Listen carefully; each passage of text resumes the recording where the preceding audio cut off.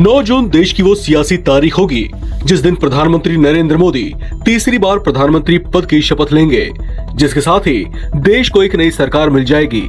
लेकिन ये सरकार एक मिली जुली सरकार होगी जो एनडीए घटक दलों के गठजोड़ से खड़ी होगी, क्योंकि देश की जनता ने लोकसभा चुनाव 2024 में किसी एक दल को स्पष्ट जनादेश नहीं दिया है।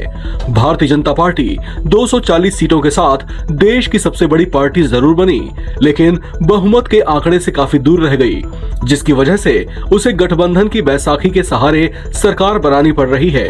लिहाजा जाहिर है कि इस गठबंधन में सहयोगी क्षेत्रीय दलों के भाव भी बढ़ गए हैं। इसमें सबसे ज्यादा चर्चा जेडीयू प्रमुख नीतीश कुमार को लेकर है, जिन्हें लेकर चर्चा कुछ यूं है कि वे नई सरकार के मंत्रिमंडल में अच्छा वेटेज हासिल करना चाहते हैं। सूत्रों के मुताबिक उनकी मांग कई महत्वपूर्ण मंत्रालयों को लेकर है। 16 सांसदों के साथ वे एनडीए गठबंधन में प्रभाव जमाए हुए हैं। चर्चाओं के मुताबिक इसी कारण वे बीजेपी पर दबाव भी बना पा रहे हैं। हालांकि बीजेपी ने साफ कर दिया है कि वे किसी अनुचित दबाव में नहीं आएंगे, जबकि उसने इसका तोड़ निकालने की दिशा में प्रयास करने भी तेज कर दिए हैं। पार्टी सूत्रों के मुताबिक बीजेपी निर्दलीय सांसदों के साथ साथ कई छोटे छोटे दलों से संपर्क साधने की कोशिश में है। अगर वो ऐसा कुछ कर पाने में सफल रहती है तो उसकी स्थिति कुछ और मजबूत हो सकती है। दरअसल नीतीश कुमार की जनता दल यूनाइटेड ने अपनी एक पुरानी मांग दोहरानी शुरू कर दी है, जिसमें बिहार को विशेष राज्य का दर्जा दिए जाने की मांग शामिल है। इसके अलावा एक विचार ये उछाल दिया गया है कि अग्निवीर योजना पर नए तरीके से विचार किया जाना चाहिए, जबकि जेडीयू ने यूसीसी या यूनिफॉर्म सिविल कोड को भी एक पेचीदगी भरा मुद्दा माना है।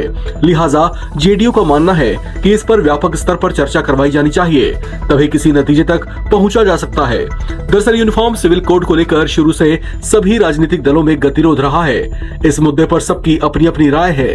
कोई चाहता है कि इसे देश में लागू किया जाए, जबकि कई दल इसके पक्ष में नहीं हैं। हालांकि इन मुद्दों पर बीजेपी से अलग विचार रखने वाली JDU one nation one election के मुद्दे पर अपना खुला समर्थन भी दे चुकी है। हालांकि इन सब मुद्दों पर पार्टी नेता कुछ भी खुलकर बोलने से बच रहे हैं, लेकिन इन मुद्दों पर पार्टी का स्टैंड पुराना है।